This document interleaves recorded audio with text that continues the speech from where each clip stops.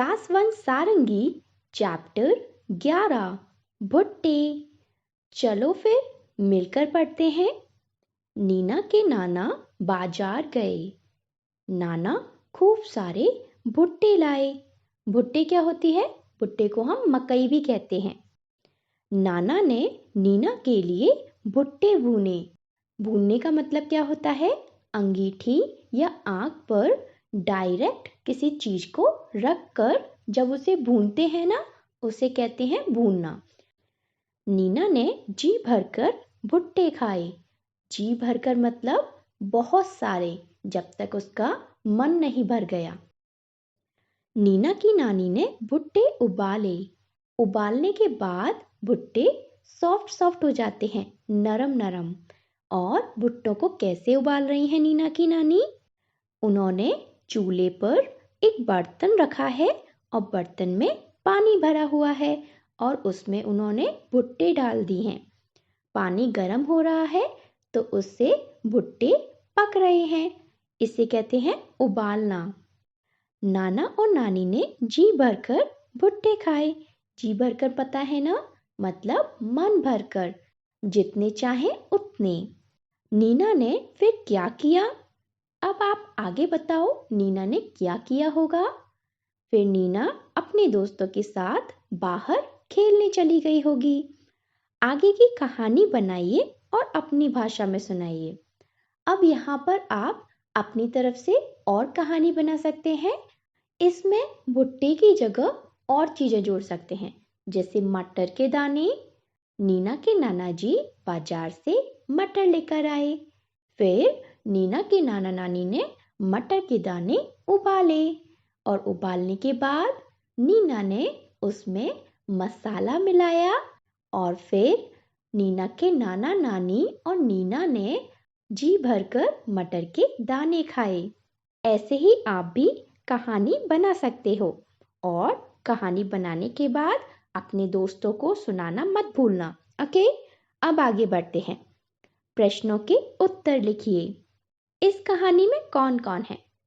इस कहानी में नीना है, उसके नाना है और उसकी नानी है। तो इस कहानी में 3 लोग हैं, नीना, नाना और नानी। नीना के नाना बाजार से क्या लेकर आए? नीना के नाना बाजार से भुट्टे लेकर आए। तालिका में दी गई बातों के विषय में बताइए और कुछ वस्तुओं के नाम लिखने का प्रयास कीजिए। यहाँ पर कुछ तालिकाएं हैं। चलो फिर पढ़ते हैं इन तालिकाओं में क्या लिखा है। आप किन किन वस्तुओं को भूनकर खाते हैं? तो वो कौन सी चीजें हैं जिन्हें हम भूनते हैं? पहला हम लिख देंगे भुट्टा। भुट्टे तो हम भूनकर ही खाते हैं। और पॉपकॉर्न, पॉपकॉर्न भी हम भूनकर खाते हैं ना। रेत में पॉपकॉर्न के दाने डाले जाते हैं और जब वो फूट जाते हैं तो हम उन्हें बड़े मजे से खाते हैं, है ना। तो हम यहाँ लिखेंगे पॉपकॉर्न। और यहाँ पर आप मूंगफली लिख सकते हो। मूंगफली भी हम भूनकर खाते हैं ना। और क्या लिख सकते हैं? सोचो सोचो। शकरकंदी, शकरकंदी भी हम भूनकर खाते हैं, है ना। तो आप अपनी कोई भी पसंद की चीज यहाँ लिख सकते हो। अगला है, आप किन किन वस्तुओं को उबाल कर खाते हैं? अब हम उबाल कर क्या खाते हैं? हम आलू उबाल कर खाते हैं, इसलिए हम यहाँ लिखेंगे आलू। और क्या उबाल कर खाते हैं? हम मटर उबाल कर खाते हैं, इसलिए हम यहाँ लिखेंगे मटर। और भी बहुत सारी चीजें हैं, जैसे गाजर का हलवा गाजरों को उबाल कर बनता है और आलू के पराठे आलू उबाल कर बनते हैं। और भी बहुत सारी चीजें जो भी हम पकाते हैं, पानी में उबालते हैं, उसे उबालना कहते हैं। आगे बढ़ते हैं। कौन कौन सी वस्तुएं तल कर खाई जाती हैं? अब हमें बताना है तलने वाली चीजें। तो हम कौन सी चीजें तलते हैं? हम पकौड़े तल के खाते हैं, इसलिए हम यहाँ लिखेंगे पकौड़े। और हम समोसे तलकर खाते हैं, है ना। तो हम यहाँ लिखेंगे समोसे। और क्या चीजें तली जाती हैं? कचौड़ी। यहाँ आप कचौड़ी भी लिख सकते हो, वो भी तलकर खाते हैं। और भटूरा, भटूरा भी तला जाता है ना, इसलिए हम यहाँ पर भटूरा भी लिख सकते हैं।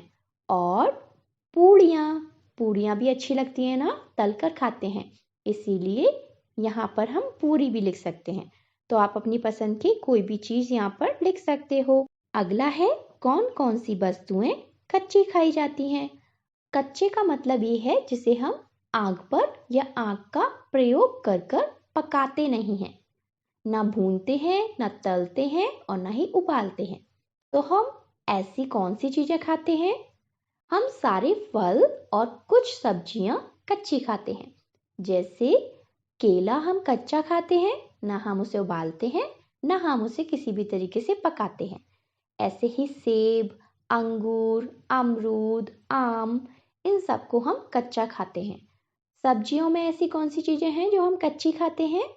हम मूली कच्ची खाते हैं, गाजर कच्ची खाते हैं। जब हमें मन होता है तब हम ये सब्जियां कच्ची खाते हैं, है ना? अब हम आगे बढ़ते हैं। नीचे दिए गए शब्दों में उ या ऊ की मात्रा लगाकर सही शब्द लिखिए। अब यहाँ पर हमारे पास कुछ चित्र हैं और उसके नीचे कुछ शब्द हैं, लेकिन ये शब्द अधूरे हैं। तो पहला है गेहूं। यहाँ गेह लिखा है, लेकिन ये जो चित्र है ये तो गेहूं का है, इसलिए हम यहाँ पर बड़े ऊ की मात्रा लगाएंगे। अब ये बन गया गेहूं। ये चित्र है भालू का, लेकिन यहाँ पर क्या लिखा है?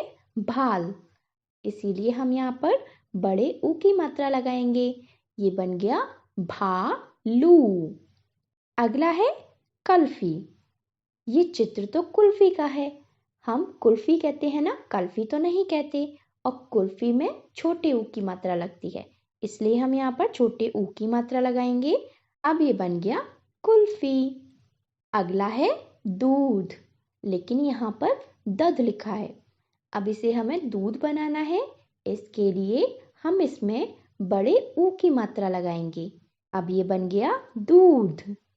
अगला है आलू, लेकिन यहाँ पर आल लिखा है।